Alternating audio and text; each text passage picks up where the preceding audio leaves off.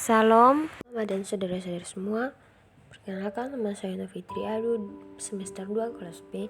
Di sini saya akan melaporkan hasil baca saya dari buku Sejarah Perkembangan Pikiran dan Praktek Pendidikan Agama Kristen Jilid 2 yang ditulis oleh Robert Boelke, khususnya pada bab pertama dan yang kedua. Yang pertama yaitu Yohanes Amos Comenius, Bapak Pendidik Modern.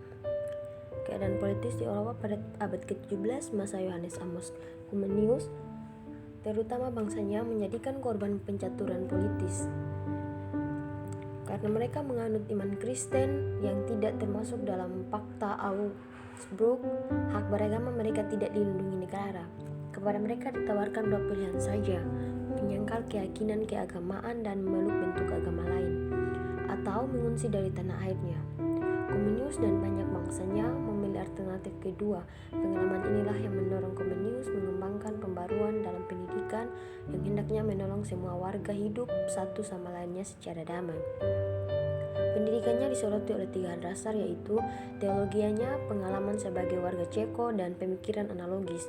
Pokok dasar teologinya memiliki 6 tema, yaitu kedaulatan Allah, kehendak Tuhan agar manusia dididik, dan manusia merupakan makhluk rasional yang ditugaskan memanfaatkan segala sesuatu makhluk yang bertanggung jawab kepada Allah semesta alam. Manusia adalah makhluk yang diciptakan segambar dengan Allah, tetapi kejatuhannya dalam dosa, maka semua kemungkinan yang tersirat dalam jati diri itu tidak dampak lagi.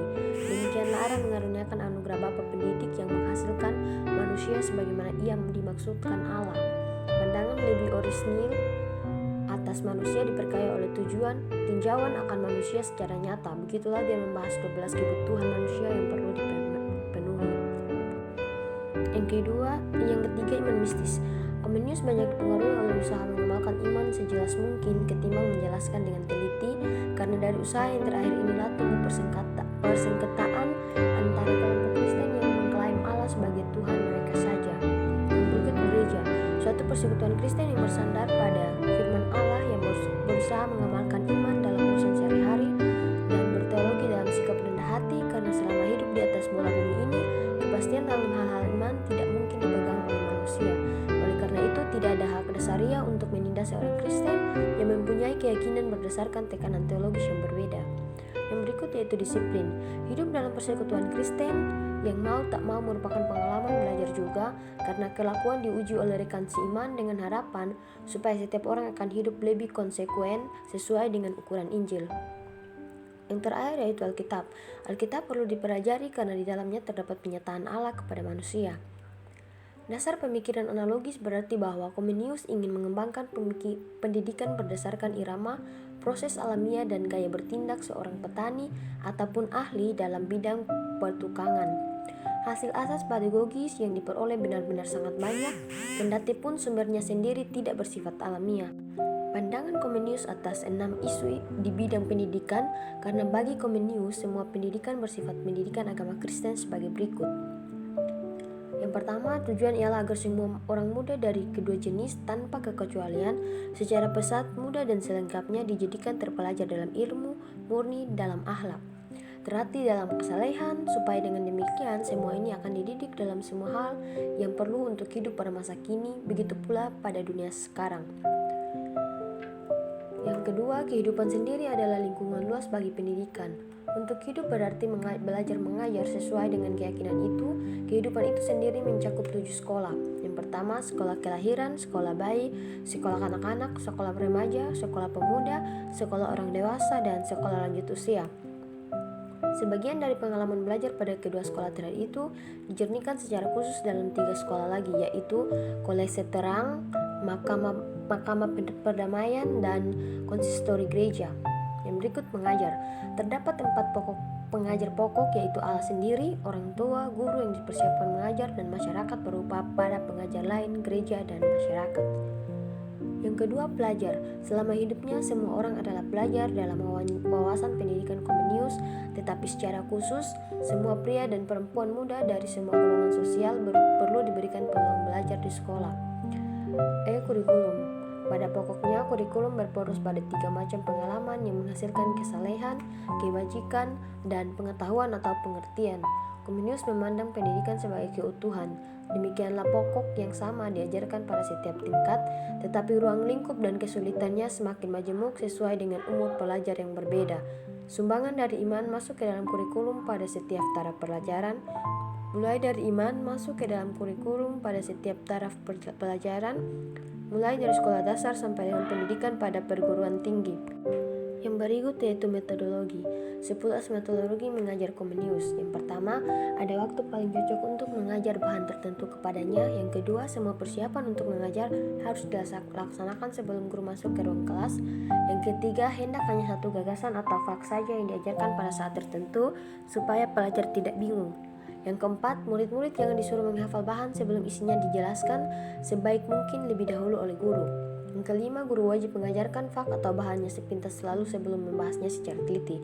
Yang keenam, setiap bahan studi perlu diajarkan langkah demi langkah dan mulai dari yang lebih sederhana lantas yang lebih majemuk. Yang ketujuh, pada permulaan studi baru, guru wajib mengajar unsur-unsur positifnya dulu sebelum membiarkan murid melibatkan diri dalam perasaan ragu-ragu. Yang kedelapan, metode mengajar perlu didasarkan pada panca indera pelajar. Yang kesembilan, sejauh mungkin para pelajar harus diberi kesempatan untuk belajar dengan berbuat sesuatu dan mengulanginya sampai sempurna. Dan yang terakhir, pengetahuan harus diterapkan pada pengalaman pelajar. Buku-buku yang disusun khusus untuk setiap kelas dan perpustakaan merupakan bagian integral dari pengalaman persekolahan.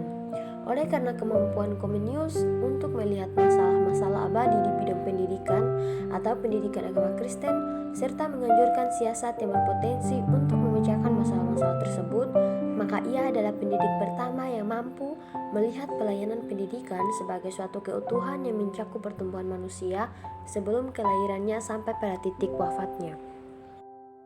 Bab 2 yaitu Jean-Jacques Rousseau, pelopor ilmu jiwa pendidikan. Pada masa kecilnya, Rousseau bimbingan yang diterima dari ayahnya menghalangi perkembangan pribadinya secara sehat. Ketika hidup dengan Thérèse Levasseur, rumah tangganya tidak bahagia dengan dua alasan pokok, yaitu kemampuan intelektual Thérèse tidak seimbang dengan Rousseau sendiri, sehingga mereka tidak dapat membicarakan pokok-pokok pikirannya secara mendalam. Dan yang kedua yaitu setiap kali mereka memiliki anak, Rousseau menyerahkan kepada ibu yang mengurus rumah anak piatu. Rousseau berkarya melalui karya tulisnya di bidang tentang politik, sosial, dan melalui buku yang berjudul Emile, ia menganjurkan teori pendidikan yang bertitik tolak dari anak sendiri, yakni sifat, minat, dan kebutuhannya. Rousseau menganggap diri seorang Kristen sebagaimana yang dimaksud Yesus sendiri. Dalam sebutan ini tersirat keyakinannya tentang agama yang berporos pada Yesus sebagai guru yang mengamalkan serta mengajarkan moralitas yang tiada taranya. Tetapi dogma gereja telah ditolari oleh semua kelemahan manusia. Isinya tidak sama berlaku dengan kesaksian Yesus sendiri. Khususnya Rousseau tidak percaya bahwa pemeluk agama non-Kristen akan ditolak Tuhan selama-lamanya. Begitu pula ia tidak rela mempersalahkan pemeliharaan Tuhan akan terjadinya berbagai musibah yang akan memakan korban termasuk orang Kristen. Persis pada zaman mereka beribadah, musibah itu bukan kehendak Allah, melainkan hasil dari gaya hidup yang tidak sesuai dengan hukum Allah. Ketidaksetujuan Rousseau dengan pemikir yang sama sekali menolak agama, menurutnya agama harus tetap ada sebagai dasar moralitas dalam masyarakat. Karena itu, agama perlu dipelajari oleh para remaja masa puber, tetapi tidak sebelum anak menginjak usia tahun ke-15. Pokok agama tersebut perlu memenuhi kebutuhan remaja sebagaimana ia ada, dan bukan sebagai persiapan masa depan. Tambahan pula, agama yang diajarkan tidak hanya memupuk nalar, malahan ia harus mendidik hati anak. Rousseau membagi tahap perkembangan menjadi 4 tahap, yaitu kelahiran dengan akhir umur 4 tahun, yang kedua masa kanak-kanak umur 5 tahun sampai 11 tahun, yang ketiga masa remaja muda usia umur 12 sampai 14 tahun, dan yang keempat yaitu remaja tua atau pemuda kira-kira 15 sampai dengan 21 tahun. Ada 5 tahap pendidikan menurut Rousseau. Yang pertama, perlu ada pendidikan karena status manusia tidak diperoleh pada saat bayi lahir, malahan sebagai hasil terjadinya pendidikan yang selaras dengan alam. Yang kedua yaitu tujuan umum, yakni untuk mengembangkan semua bakat si murid agar ia diperlengkapi hidup merdeka terlepas ketergantungannya pada prakasa orang lain atau tempatnya yang khusus dalam masyarakat. Yang ketiga, guru utama adalah alam sendiri, tetapi secara operasional terdapat guru dan orang tua yang membimbing anak didik. 4. Si pelajar adalah anak laki-laki dan perempuan, tetapi ruang lingkup bagi perempuan ini tidak seluas ketimbang mata pelajaran yang dipelajari oleh laki-laki, karena perempuan perlu dididik untuk menjadi istri dan ibu. Yang kelima, kurikulum yang bersifat kontekstual dalam arti ia dibahas seusai dengan setiap golongan umur, tetapi ada pokok yang dibicarakan lebih teliti, yaitu pendidikan seks dan agama, karena keduanya mengalami tekanan yang khusus dalam pembicaraan Rousseau tentang tahap awal masa. Terima kasih, Tuhan Yesus memberkati. Shalom.